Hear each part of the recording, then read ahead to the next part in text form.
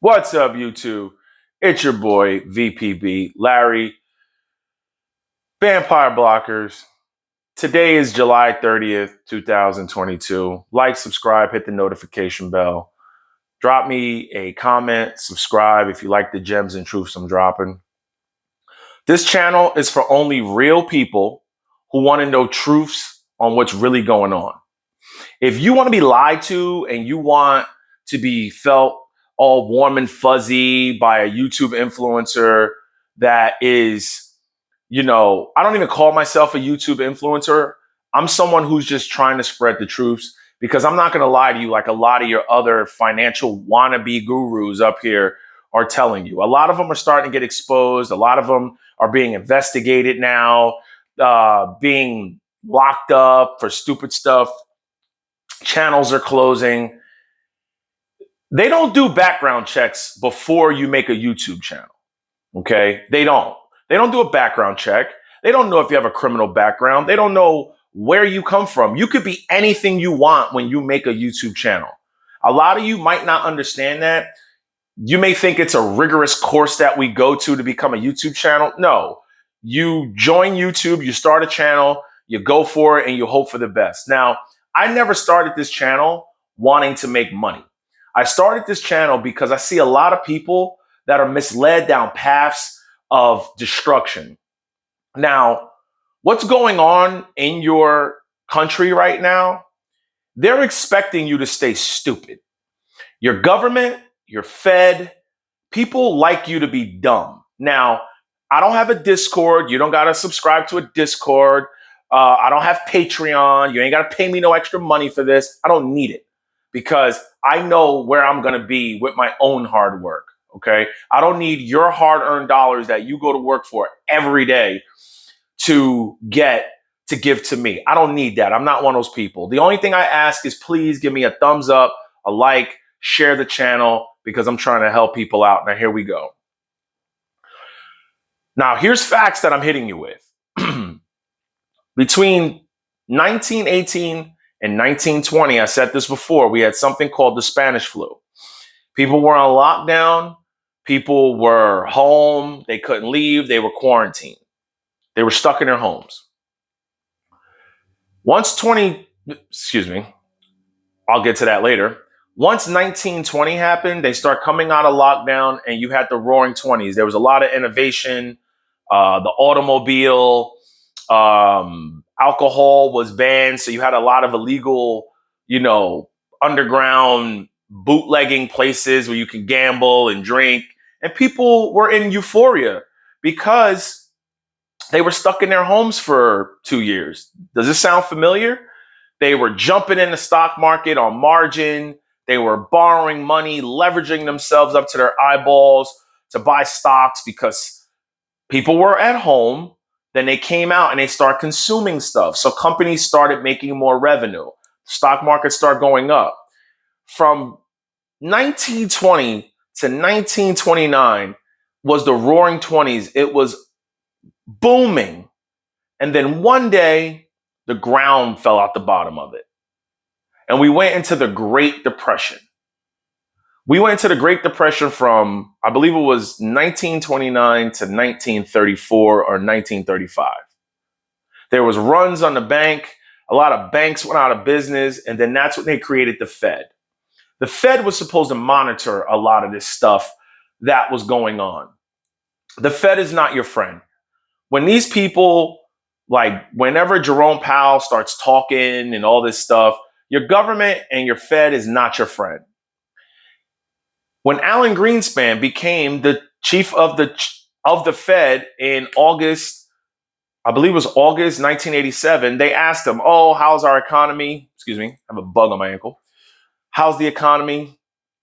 He said, "Oh, we're stronger now than ever. The stock market is stable. It's this, is that." 2 months later, we had the crash of 1987. We had Black Monday where the stock market lost 22.5%. But I guess we were stronger than ever.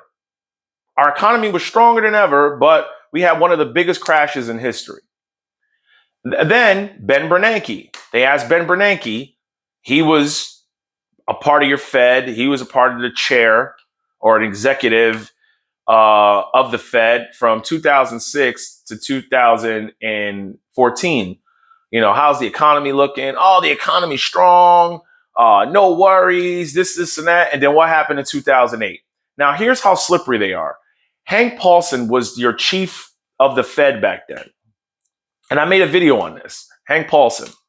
He said, I don't know what happened. I don't know why it happened and why we ended up in this place, and we got to figure out of it. But he worked for Goldman Sachs before he worked for your Fed. He helped set up a lot of those CDOs. He worked for Goldman Sachs. Goldman Sachs led the charge on those mortgages. He cashed in on that, sold out before he became the Fed chairperson. Now, Bush cut him a break where he didn't even have to file taxes on the money that he cashed out with Goldman right before they crashed, and they made money. Here's how crazy this is. They pumped it and then took insurance out on it against it with AIG and almost bankrupt AIG. Because not only did they sell them, they cashed in on selling them and reaping the reward of them crashing. So with that said, you can't trust these people.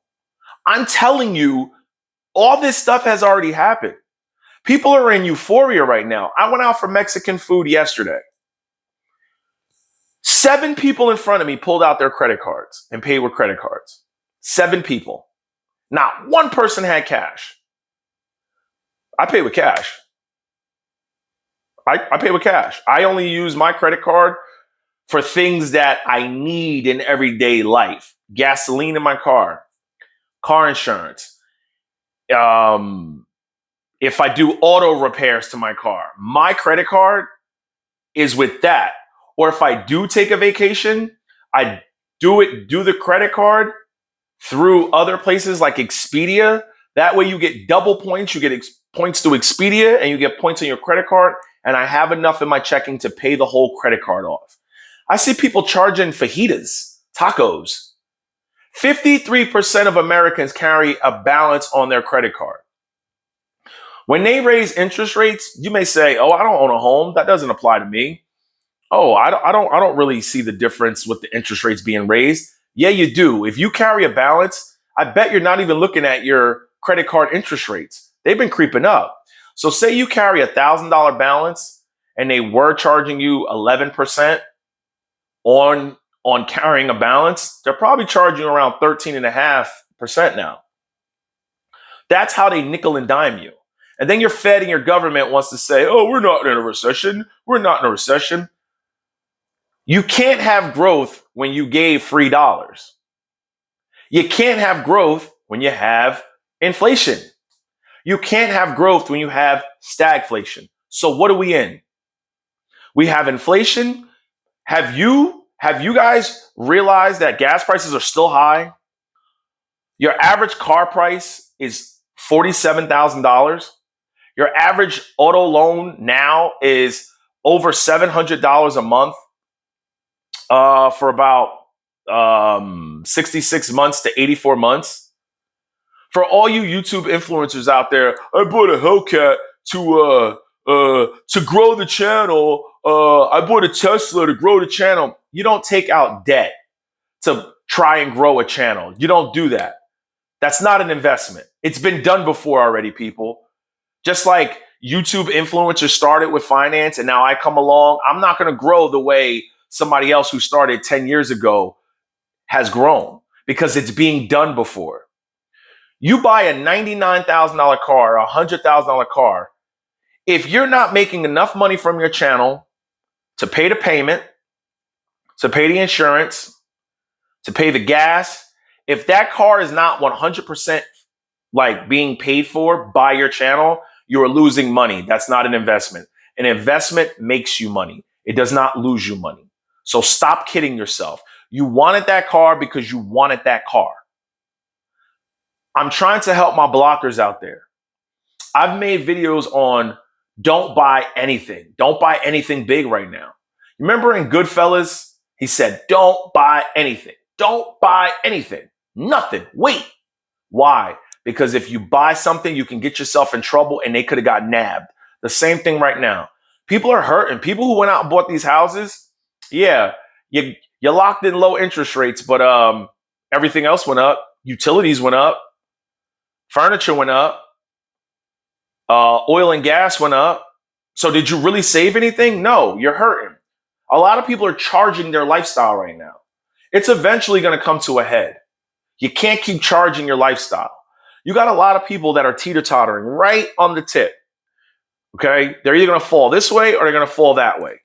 I'm trying to help my blockers out where I love sports cars. But all right.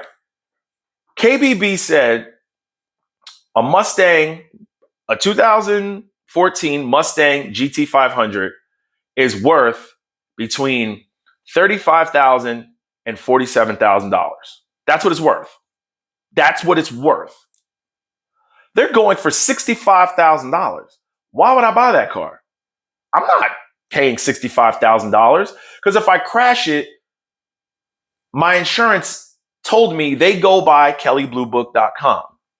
Now, if they're priced all over the place, one is 65, one is 55, one is 60, one is 70, they really don't know how to price that car. They're going to go by kbb.com. And I'm going to be out of 20 grand. Why would I do that? You want to set yourself up where if you're bringing money in, say you bring 1,000, I would invest 2 and I would put 3 on the side and live frugally with 500. I would. Because when you have a large savings and you have good dividend funds, good dividend stocks, S&P 500, total stock market, you don't worry about the day-to-day stuff. The stock market's starting to climb again. Ooh, everyone's going to start jumping back into markets now. Crypto starting to go up again. Still haven't learned nothing. Do you know what tends to happen? What tends to happen is markets come down. They come down to correction territory. And then people are scared. And then they look both ways. Is the coast clear? And then they jump headfirst back in it. And then guess what happens again? Ooh, it crashes again. And now you just invested. Some people sold when it went down. Now they bought back higher than they sold. And then if it crashes again, they'll sell again. That's how you destroy your financial future. You're done. After that, you're discouraged. You don't want to invest no more. You don't trust the stock market. You say the stock market's rigged. No, you just don't have discipline to learn how to invest. So be careful right now. If you're going to go out for tacos, stop at the ATM and take out cash and see if you can afford those tacos. If you're not using a debit card for those tacos, that means you don't have enough in your checking account to afford those tacos. So you're buying tacos and fajitas and margaritas on credit, and you might not even have enough in your checking to pay the credit card off. So you're paying interest on food you done crapped out already a month ago, 2 weeks ago. But what do I know? I'm just a high school dropout from New Jersey. No regrets. Get it. Don't kill your financial future.